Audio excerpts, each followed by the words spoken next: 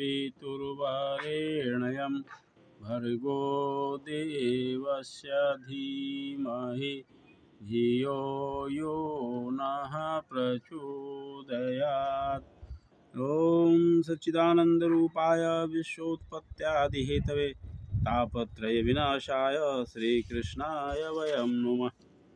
वासुदेवसुतं देवं कंसचाणूरमर्दनं देवकी परमानन्दं कृष्णं वन्दे जगद्गुरुं। वन्दे राधापदाम्भोजं ब्रह्मादिसुरवन्दितं यत् कीर्तिं कीर्तनेनैवं पुनाति भुवनत्रयम्।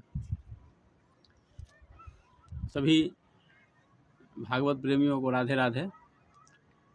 आइए, आज बड़े सौभाग्य की बात है कि षष्ठम स्कंद के समापन के बाद आज हम लोग सप्तम स्कंद में प्रवेश कर रहे हैं।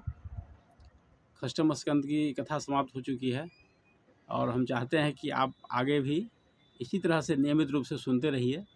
थोड़ा थोड़ा रसपान कराते हुए हम हंसते हंसते आपको पूरा भागवत पढ़ाने का प्रयास कर रहे हैं। तो आइए, इस प्रकृति की गोद में बैठ कर के भागवत रस का पान करें। सप्तम स्कंद की कथा बहुत सुंदर है।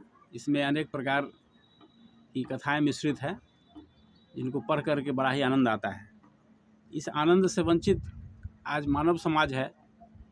हमारे देश में करोड़ों ऐसे लोग हैं जिन्होंने भागवत ग्रंथ का दर्शन भी नहीं किया है।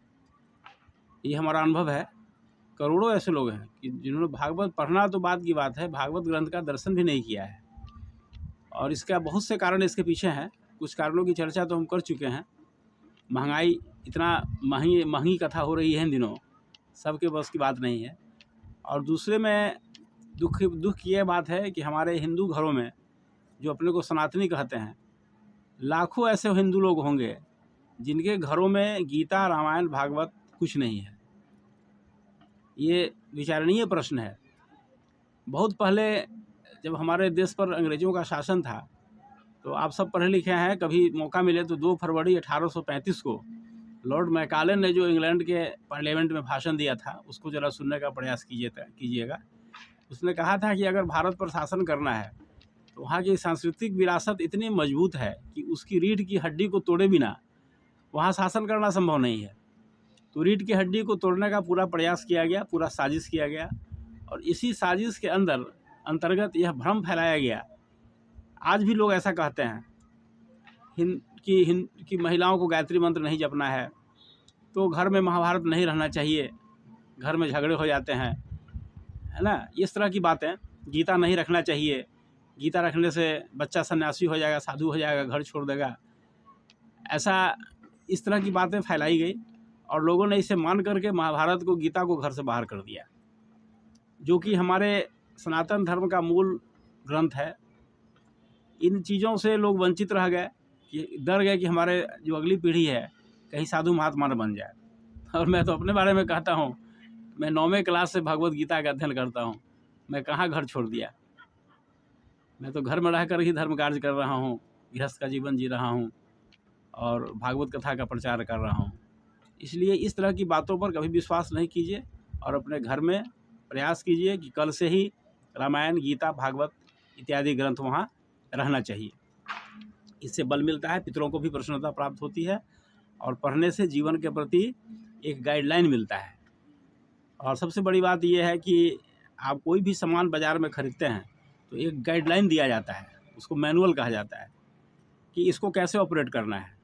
भगवान ने मनुष्य को का जीवन दिया है बड़ी कृपा करके, और उसके लिए भी एक मैनुअल दिया है, भगवत गीता। लेकिन उस मैनुअल को लोगों ने छोड़ दिया, ऐसे ही जी रहे हैं अपने मन की परिभाषा के अनुसार, अपनी परिभाषा खुद बनाते हैं ज़िंदगी की और जीते हैं। यही कारण है कि आज पूरे विश्व में हाहाकार मचा हुआ है, सबका जीवन छिन्न भिन्न हो गया है। तो हम प्रयास करें कि हम गीता और भागवत अवश्य पढ़ें और इसका प्रचार भी करें। ये बड़ा पुण्य काम है और इसी से समाज का असली निर्माण इसी से होगा। किसी के भाषण से और आश्वासन से समाज का निर्माण नहीं होता है। तो आइए हम एक अगली पीढ़ी भी बनावें और जो इस पीढ़ी में है उन तक भी इस संदेश को पहुंचावें। तो परीक्षित जी पूछ रहे हैं सुखदेव जी महाराज से कि भगवान के पास तो समत्व गुण है, उनके लिए न कोई बड़ा है न कोई छोटा है, सब उनके लिए बराबर है, सब उनकी संतान है। तो फिर वे इंद्र का पक्ष लेकर के शत्रुओं को नष्ट क्यों करते हैं, शत्रुओं पर हमला क्यों करते हैं इंद्र का पक्ष लेकर के? इससे परीक्षित के मन में समत्व गुणों के प्रति शंका हो गई। इतनी कथा सुनने के बाद भी जब परीक्षित को शंका हो सकती है तो हम आप क्या हैं? तो भगवान के समत्व गुण है, जबकि भगवान के लिए सब बराबर है, न कोई ऊंचा है न कोई नीचा है, तो फिर वे इंद्र का पक्ष क्यों लेते हैं और दैत्यों का विनष्ट करते हैं?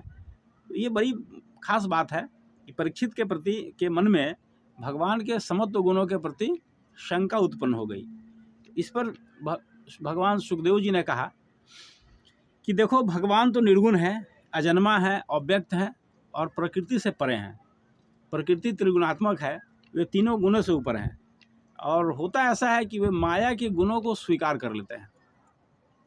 जो माया में, जो त्रिगुणात्मक माया है, जहाँ आवश्यकता पड़ती है सतोगुणी बन जाते हैं, जहाँ आवश्यकता पड़ती है रजोगुणी बन जाते हैं, जहाँ आवश्यकता पड़ती है तमोगुणी बन जाते हैं। तो माया के गुणों को स्वीकार करते हैं वे, जबकि वे त्रिगुणातीत हैं, वो माया के गुणों से ऊपर हैं, लेकिन समय परिस्थिति के अनुसार वे माया को स्वीकार करते हैं। और इसीलिए कभी कभी ऐसा मन में शंका हो जाता है। भगवान भी कहते हैं, यो यथा माम प्रपद्यन्ते तांग तथैव भजाम्यहम्। जो मेरी जैसी उपासना करते हैं, जो मुझे जैसे भजते हैं, मैं भी उनको उसी रूप में भजता हूँ। अब दानव शत्रु समझते हैं तो मैं भी शत्रु समझता हूँ, देवता मुझे अपना समझते हैं तो मैं भी उन्हें अपना समझता हूँ। इसलिए समत्व गुणों में कहीं कोई भेद नहीं है। भगवान के समत्व गुणों पर कभी कोई शंका नहीं होनी चाहिए।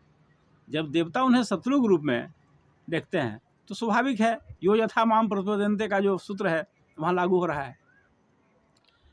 तो इस संबंध में कोई भी शंका नहीं करनी चाहिए। उदाहरण भी दिया गया है कि अलग अलग काष्ठों में अग्नि जलती है, तो अग्नि का अपना कोई आकार नहीं है, लेकिन जिस काष्ठ में है उस काष्ठ का आकार ग्रहण कर लेती है।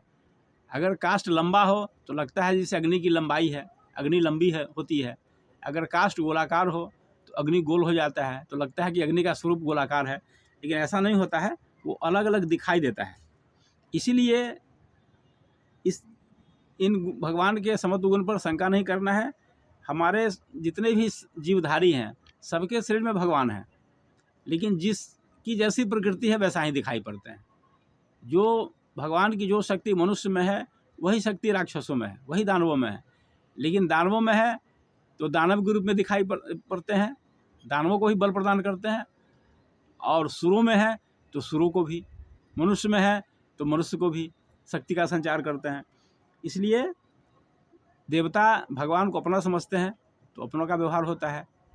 राक्षस बैर का भाव रखते हैं तो उन्हें बैर जैसा प्रतीत होता है। बस यही चीज़ है, कहीं भी भगवान के गुणों में, समत्व में कहीं कोई शंका नहीं करनी चाहिए। परीक्षित, अब इस बात से तुम संतुष्ट हो जाओ। आज की कड़ी में इतना ही, आगे फिर हम चर्चा करते हैं। ओम शांति शांति शांति, सर्वारिष्ट सुशांतिर्भवतु।